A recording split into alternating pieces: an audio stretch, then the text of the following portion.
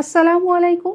আমি ডাক্তার ফিরদৌস আক্তার সিমুডের পক্ষ থেকে আপনাদের সবাইকে স্বাগত জানাচ্ছি আজকের আল্ট্রাসাউন্ড ফিজিক্স ক্লাসে। তো যেই জিনিসটা নিয়ে আপনাদের কাজ করতে হবে সেটা হচ্ছে আমাদের এই আল্ট্রাসাউন্ড মেশিন। আমরা এখানে দুটো মেশিনের ছবি দেখতে পাচ্ছি। যদি আমরা প্রথম ছবিটার দিকে খেয়াল করি, এখানে দেখছি একটা কিছু এমন যেটা কিনা দেখতে অনেকটা আমাদের বাসায় থাকা ল্যাপটপের মতো, তাই তো? আর অন্যদিকে আরেকটা ছবি আমরা দেখতে পাচ্ছি, সেখানে আমরা দেখছি যে মেশিনটা একটু বড়সড় এবং এটা একটা জায়গায় বসানো আছে। আচ্ছা, মূলত এই ছবিটা হচ্ছে পোর্টেবল মেশিন। আর অন্যদিকে ওই পাশের ছবিতে যে মেশিনটা দেখানো হয়েছে, এটা হচ্ছে একটা ফিক্সড টাইপ মেশিন বা ট্রলি বেসড মেশিন। ডায়াগনস্টিক সেন্টারগুলোতে ট্রলি বেসড মেশিনের ব্যবহার অনেক সময় বেশিই করা হয়ে থাকে এবং এই মেশিনটা কিন্তু ইউজুয়ালি হচ্ছে আমরা সহজেই এক জায়গা থেকে আরেক জায়গায় নড়াচড়া করাতে পারি না। এটার ওজন অনেক বেশি হয়ে থাকে। আর যদি আমরা একটু মেশিনের পার্টসগুলোর দিকে খেয়াল করি,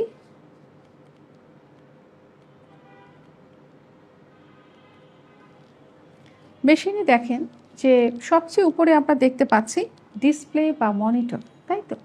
এরপরে আমরা দেখছি মাঝের এই জায়গাটায় অনেক অনেক বাটনস আছে, নবস আছে, হ্যাঁ? এগুলোকে আমরা বলছি কন্ট্রোলস বা পালস কন্ট্রোল। আর অন্যদিকে যে জিনিসটা দিয়ে আমরা স্ক্যান করছি, হ্যাঁ, এটাকে আমরা বলছি ট্রান্সডিউসার বা প্রব আছে। এবং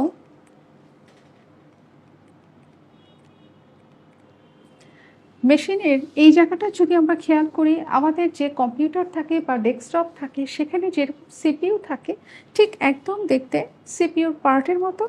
এবং আমাদের প্রিন্ট নেওয়ার জন্য কিন্তু সাথে প্রিন্টারও কানেক্টেড থাকে। আর এই জায়গাটাকে আমরা আবার একটু রিপিট করি, এই জায়গাটায় সব হচ্ছে যে কিবোর্ডের মতন জিনিসপত্রগুলো থাকবে, সব নবস থাকবে, বাটন থাকবে, যেটাকে আমরা বলছি পালস কন্ট্রোল।